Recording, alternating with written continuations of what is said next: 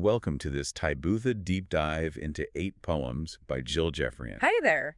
These were thoughtfully selected and sent our way by James Michael. Ah, yes, James Michael. He's a meditation leader, published author, and a poet himself, so a great recommendation. Absolutely. It feels like a privilege to explore this collection, especially knowing it comes from someone with James's, insight into both poetry and contemplative practice. Definitely.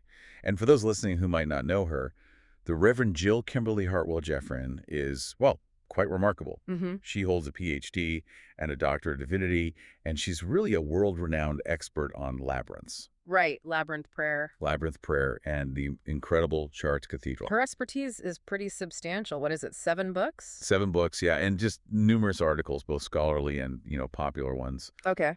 We were particularly drawn to her recent work, Visions of Mary, Art, Devotion, and Beauty at Chartres Cathedral. Oh, that sounds fascinating. It really is. It weaves together these stunning images with some really deep historical insights. It's beautiful. And she's not just an academic, right? She's also a photographer. Exactly. A gifted professional photographer. Her work often captures, the feeling of labyrinth prayer, the grandeur of Chartres, sacred sites all over the world. Wow. And what's, I think, deeply inspiring is her global ministry. Mm-hmm. Tell us about that. Well, she works across 4 continents, and she installs these large-scale Chartres-style labyrinths, often in places marked by violence and really acute suffering. That's incredible, offering that kind of space in those areas. It really speaks volumes, doesn't it, about her dedication. And as a guide, workshop leader, retreat facilitator, she really focuses on connecting spiritual needs with what she calls divine love. And people describe her work as inspiring. Inspiring, encouraging, and very much grounded in, real experience, not just theory. Right. So for this deep dive, our mission, if you like, is to really get into the insights and contemplations in these 8 specific poems. Yeah, the ones James Michael picked out for us is a chance to really hear Jill Geoffrion's poetic voice and, see what speaks to us. Sounds good. Where should we start? Okay, let's dive in. First poem, If I Were A. It's such a wonderfully imaginative piece, isn't it? It really is, almost like a series of thoughtful what-ifs, exploring different ways to exist. Exactly. And it's interesting to see what she focuses on for each thing, like the tree. Mm-hmm. The thick trunk, many branches reaching. Makes you think of strength, obviously, but Right. also being rooted, maybe providing shelter. Yeah, stability. And what about the rose? Wanting to show off its thorns, but also letting its scent travel far? That duality is powerful, isn't it? Beauty and fragrance drawing you in. Well, watch out. Exactly. Approach with respect. It feels very human. That need to be seen, but also protected. Mm-hmm. Then the rock, made of many different elements, some colored, some sparkly. Like our own inner complexity. All the hidden bits and maybe unexpected beauty inside us. That's how I read it, too. And the seed, wanting to be hard enough to protect itself, but soft enough to break open. Oh, that's such a potent image. Resilience and potential. Right. You need both, don't you? Yeah. Inner strength, but also that willingness to be vulnerable when it's time to grow. And the snowflake. Just wishing to be appreciated for its beauty. There's something quite delicate about that one, a fleeting beauty that wants recognition. It feels very human, that longing. And the raindrop wanting to fall into the ocean and merge. That desire for connection, to be part of something bigger. Definitely. Even the speck of dirt wanting to be fertile. Such a simple image. But it speaks to that basic desire to be, productive, life-giving. It really does. Then you have the fish wanting to swim in a large school. Community. Safety in number. Exactly. And the bird wanting to sit on a great nest, letting its warmth create possibility. Such a nurturing image. Fostering growth in others. And given Jill's work, the labyrinth wishing its beauty draws people to its healing potential. That feels very direct, doesn't it? Absolutely. It's right there reflecting her life's mission. And then the more abstract ones. Hope wanting to guide. And even passing, wanting to bless those left behind. These feel like core human values. Mm-hmm. What about the bullet wanting to fly straight but not harm? That one's so striking. It's like potential power, but the desire for it to be controlled, directed for good, or at least not bad. Conflict, yeah. And the star hoping its end would inspire others. A powerful thought about legacy, about the impact we leave. Definitely. The cloud wanting to float freely, romping, pure liberation exploration. And the reintegrated tsunami. Wow, that's an image of immense power finding balance again. Healing after destruction. Yeah. suggesting possibility even after catastrophe. And then it all comes back down to earth with that personal desire for joy and faith. Right, grounding it all in our fundamental human hopes. Looking at all these wishes together, Hmm. what common threads do you see? What are we valuing here? Well, definitely connection, I think. Purpose, making a difference, whether through strength or beauty or nurturing. And resilience, too, finding peace, even when things are complex. Yeah, that makes sense. Okay, let's move to the next one. Beauty's powers. Okay. This one makes a very direct claim, doesn't it? About beauty's influence being far-reaching. It really does. It says beauty's powers reach beyond limitation, and then it shows how through the senses. Right. Sense encourage, sounds inspire, touches arouse. Sights enlarge, tastes delight. It's very immediate, very sensory, just reading it. It feels like a gentle awakening, moving through each sense. Each one offers a kind of uplift. Yeah. And then it shifts, doesn't it, from the sensory to the emotional impact. It does. Claiming beauty can immobilize hopelessness, banish discouragement, diminish fear. Those are big claims. Huge impacts. Yeah. Have you ever felt beauty have that kind of effect, that profound shift? Oh, I think so. Definitely. Maybe seeing an amazing sunset when you're feeling completely overwhelmed, you know? Or hearing a piece of music that just instantly changes your mood? Exactly. It's like beauty gives you a different lens, reminds you there's something bigger, more positive than your worries. It's not just passive appreciation then, it's an active force. Yeah. It makes you wonder if we actively seek out beauty enough, knowing it has this power. That's a really good point. Maybe the poem is an invitation to be more intentional about finding beauty, seeing it as, well, soul food, maybe. Nourishment for the soul. I like that. Okay. Next up is Pilgrim's Paths. Ah, yes. Given her work with pilgrimage, this feels central. It really does. And it starts with that powerful line. Nothing and no one is what we imagine at first. Straight away, it's about looking deeper, isn't it? Beyond first impressions. Patience, willingness to see beyond the surface.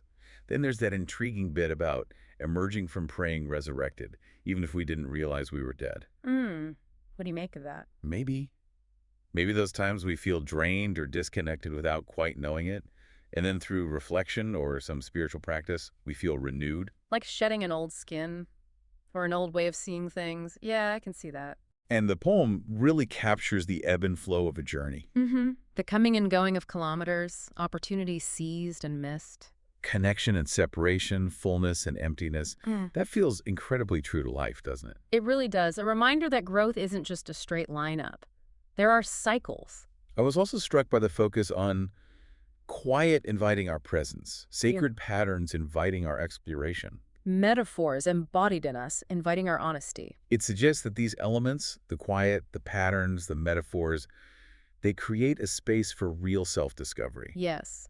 The stillness, maybe the structure of a pilgrimage or a practice, it acts like a container for looking within, makes us be more honest with ourselves. And the poem talks about reaching out to the waiting embrace of challenge, hope, and transformation. Right, so the real destinations. Right. Not just a place, but a state of being. And the idea that harmony rises before our bodies, resonates within, affecting memory and sense, that feels quite deep, like a full-body knowing. A real integration of the experience. And that ending. Through the passageway of the heart, we are arriving home, only to realize we need to keep moving. That paradox. Finding peace, finding understanding, but knowing the journey continues. Beautiful. Moving on to nothing is impossible. This one feels like a real shot of hope. It does, yeah, very direct. It opens with that sense of shared longing. We come. From far, from near. Hoping, praying, wishing, asking. Creates that feeling of community, doesn't it? We're all in this together, hoping. Definitely. And what about the verbs that follow? Very active. Stand up, wake up, get up. They feel like commands almost, urging us to act. Exactly. Get moving. And then comes that crucial part. Remembrance. Remember where you came from. Remember where you're going. Remember what is possible. It's about reconnecting, isn't it? With our roots, our purpose, and crucially, our own potential. And then that simple, incredibly powerful declaration right at the end. I remember that nothing is impossible. It's such a strong affirmation to carry, a direct counter to feeling limited or stuck. Reminds us of possibilities, even when they seem distant. Okay, departure of a pilgrim. This one feels more intimate, maybe a bit more vulnerable, looking at the start of a journey. Yes, getting into the practical stuff, the emotional reality. That deep breath, deeper breath, at the start. You can almost feel the preparation, maybe a little nervousness. We've all been there. Totally. And that feeling of plans being rearranged Yeah. and asking, am I ready? Are we ever ready? That universal uncertainty before starting something new, it captures it perfectly. And the tension between tasks done and tasks left undone. Yeah. So common before any big step. Absolutely. Then it goes internal, doesn't it? The questions the pilgrim carries. What questions do I harbor? What kind of answers am I seeking? It gets to the why behind the journey. Yeah. And those final lines, I am hungry. For what? For what? So poignant. That undefined yearning that pushes us forward. Suggests that maybe the destination isn't always clear at the start. Sometimes the journey is finding out what we're hungry for. True. Okay, less, not more. This feels like a shift in focus, more about intention, simplicity. It does. That opening image sitting at a desk, carefully editing words for clarity, for purpose. It sets up this powerful metaphor, doesn't it? For wanting to live more intentionally in general. Exactly. And then the contrast with the cars driving by. Questioning their purpose. Where are they going and why? It makes you pause and think about our often frantic pace. Yeah, that questioning of modern life's busyness. The lines, I don't want to scurry anywhere. I don't want to buy something just because I can. They really hit home, don't they? Yeah. Moving away from impulse, from mindless consumption. What do you think this less really stands for? I think maybe a desire for deeper connection to the present, rejecting that idea that more stuff or more activity equals happiness. Right. And the poem values deliberate energy, the simple acts, sitting, being, writing, seeing those as more meaningful. Yeah, so the core message is clear. Less, not more. A call to simplify, focus on what truly nourishes, not just accumulate. Makes sense. Now, hearing the Camino's call, this explores that very beginning stage of a journey, doesn't it? Before you even leave. Yes, it captures that feeling so well. Being on the road, even before one is on the physical road. That internal stirring. Knowing you're being pulled towards something, even if you don't know what. Towards something else, even if the path isn't clear at all. And it asks that fascinating question. Or is the purpose of going away to come home? What does that make you think? Well, maybe that stepping away gives you perspective, lets you see yourself and what home really means inside and out more clearly. So the journey out is also a journey in. Yeah. And then the other question, is the best preparation attentively being here? That's quite something, isn't it? Challenges that constant need to plan for the future. Maybe being fully present now is the best prep. It's attention, though. The poem acknowledges the urge to act, but also the wisdom of preparing training, thinking, learning from others. True. But it keeps pulling back to the present moment. Right.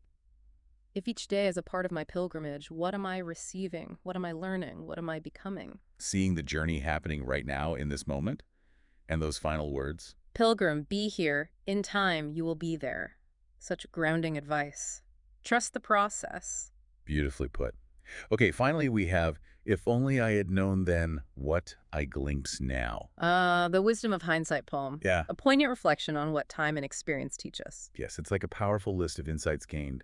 It starts with realizing the depth of pain that people can bear. And moves to the interconnectedness of all life. So many profound glimpses here. What stands out most for you?